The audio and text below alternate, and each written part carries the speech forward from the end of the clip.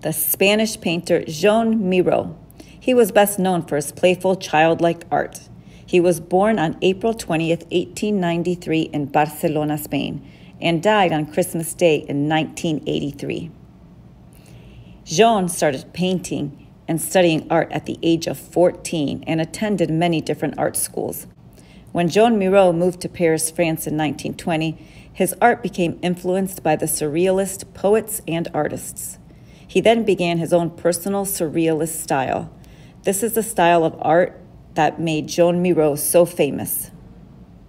Surrealism is a style of art in which everyday objects are distorted or changed into dreamlike images.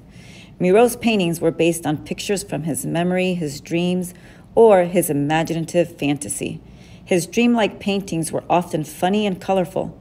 He used a lot of images of twisted animal forms, organic shapes, and odd geometric shapes. And his shapes are painted in bright colors, especially blue, red, yellow, green, and black. Miro art is hard to describe. He liked to describe it as poetry. His art is filled with bright colors and simple forms that remind people of the drawings of little children. By the 1930s, Joan Miro had become a famous artist, and in 1940 he moved back to his hometown in Spain. During the period between 1940 and 1948, he experimented in other forms of art. Etching, lithography. He started to use watercolor, pastels, make collages, ceramics, murals, and even painted on copper. Among all these different styles and mediums he used, he is best known for his Surrealist paintings. Miro liked to call his art dream paintings. Boys and girls, I'm so excited for you to do this project today because you each have the most amazing imagination. And what's so nice about this project is you don't have to get hung up on, oh, mine's no good or I messed up. Because seriously, there's so many things going on in here that if you think you messed up, by the time you add everything else in it, whatever you think is terrible is going to get covered up in no time. So what I love about Joan Miro's artwork is this whole idea of dreams, or it being something out of your imagination, or it being something that you would see up in the sky. So some of you are going to sit down and know exactly what you want to do. You're going to start to look at these and you're going to say, ooh, I want to do that asterisk thing, or ooh, I want to do that little bird, or ooh, I want to do those overlapping circles. And you're already going to have something in mind. I know you. But some of you, it might be that you need a little bit of inspiration. And so for that, that's why I have this, what's called Roll-a-Me-Row. And let me show you how it's going to work. I happen to have my paper going portrait, but you can have yours going side to side if you like, if you want it to go this way. I just did it this way so it'd be easier for us to see on the video. Now notice here that for every single one of these categories, there's a 1, 2, 3, 4, 5, 6 that correspond with the dice on here. Now, the first time someone throws this across the room, you're gonna lose your die, okay? Basically, all you do to do it is you put it in your hand and you drop it right here. It should land right at your space. If you can't keep that under control, then we just have to take it away from you. But let's think about happier things. What I'm first gonna do is start with my large shape category, and I'm gonna roll my die, and I rolled a 5. I look here and I see the 5 and I see that shape. So I'm not even gonna think about it. I'm just gonna go and draw that. Now, what if you hate that shape? Well, who cares? Cheat at the game. Just choose a different one. It's just kind of fun. So the next one I'm gonna do is this column. I'm gonna roll again, making sure it stays right. A 5 again. Well, I don't want that one, so I'm gonna do that one instead. Like I said, you can cheat at the game all you want. The goal is just to start to get things on your paper. I'm going to roll again for the I column. Are you kidding me? I rolled a 5 again. Lucky for me, I like that. And I think I'm going to put it on this shape so that maybe later on I might start to think of that as an angry something. I don't know. We'll see where this goes. Oh, thank goodness, I rolled a 2. So for my line column, ooh, I love that. I love that a lot. And for that one, I think I might have it go right across the shape and divide it, because that'll make it kind of fun for me later on when it's time for me to start to color in. I'm gonna continue here because now I have to do the small shape column. And again, oh, now we're doing all 2s. Oh, I love that one. I'm gonna do it down here. I'm gonna do kind of a crisscross and like that. And now I'm gonna roll again. And I got a number 1. Ooh, I got an arrow. Now, at this point, we're going to start over again, but it could be that you're going to look at one of Joan Miro's real pieces of artwork and say, okay, I kind of want to now, if this is some swimmy guy, maybe I want it to be at night. So maybe I would say, okay, I'm just on my own gonna add a moon here. So I would just go ahead and draw that in. I might say that I really like the feeling of a big line coming through here. So maybe I would go ahead and add a line. Like I said, it's up to you.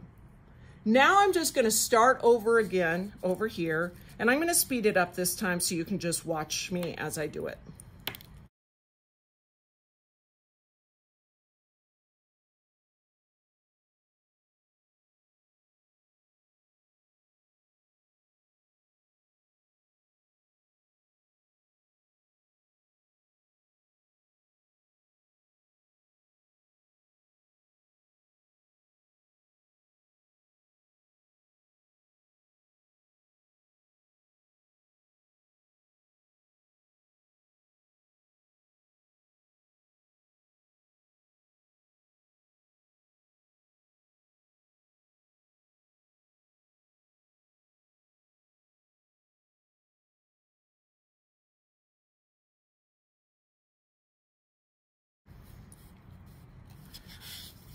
Okay, I've kind of finished my idea. I kind of like the idea of these guys like kind of checking each other out here in the midst of all these flying things going on in my space scene.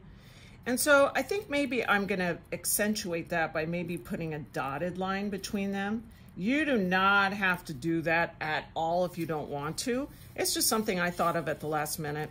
I still really like these swirls. I want it to seem like there's a lot going on in my space scene here. And I can't wait. I'm old. I don't have as good of imagination as you guys.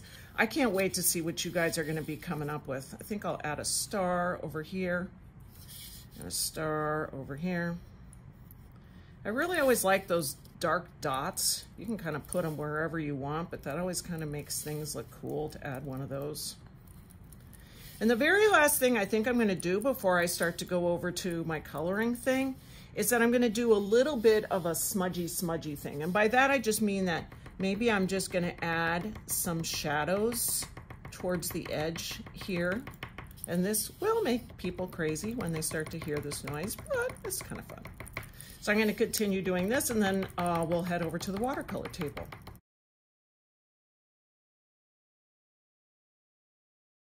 Okay, so we're on the home stretch here, my friends. I have my drawing. And now the thing to remember is that Miro's favorite colors that he usually used were blue, yellow, and red. Both of these. But you can throw in some of these different colors of green. You can use different colors of blue. Just kind of have fun with it. The thing I like most about Joan Miro is that he would sometimes color in on one side, one color. And then on the other, he would color it in different. For example, if I wanted to color in this side red, I could go ahead and color the other side blue. Now watch this. When I rinse out my brush, a lot of times it's very wet. Please do not tap it. That's very frustrating to people who are around you. If you rinse it out, you can either just kind of do this, where it's almost like you're painting the edge of the water well, or you can rinse it out and just kind of make a crisscross on this sponge here. That will dry it out. Then when you go over to get your next color, remember you're always going to have to swirl it a little bit so that you can get a nice amount of pigment on there. I'm going to go ahead and show you what I meant as far as like putting one color on one side and another on the other side of the shape.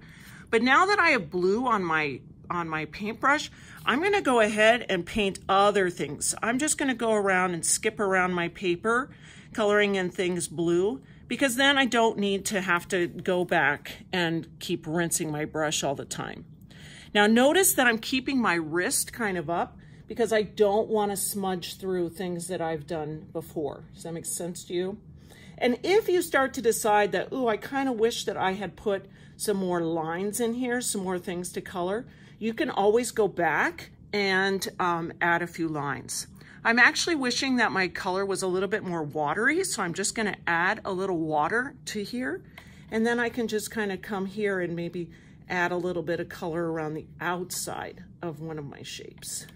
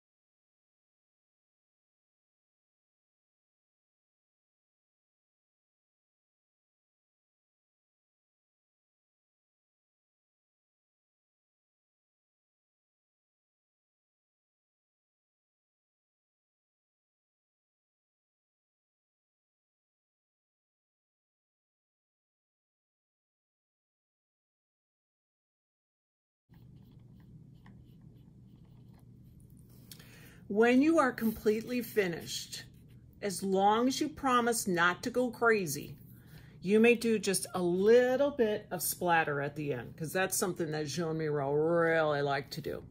So if you have your brush, it doesn't even need to be sopping wet. I'm just going to show you the very last thing that I colored was this yellow star. If I take my finger and I just tap on it, do you see how I'm getting these very small little dots on there?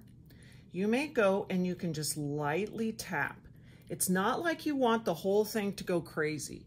You just want to start to see if it starts to bleed a little bit. So I kind of like how that's starting to go out there like that and a little bit more. You don't want to like completely destroy your image here, but if you want, you can rinse it out. And I know that Joan Miro really, really likes red, and I didn't put as much red in here as I would like. So I'm just putting my paintbrush into the red, and I'm gonna tap it again, and I'm gonna put some red drops on there this time. Please be mindful that when you do this, that you're not starting to splatter on someone else's paint artwork, okay? We wanna respect each other's space. So I'm just gonna put a few more paint drops around here, and I'm gonna call it done. Now, I didn't quite follow Joan Miro's instructions. Joan Miro was really a guy who just loved the black and the red and the yellow and the green. I got a little carried away with my orange, but you know what? I don't think he's gonna mind. Have fun.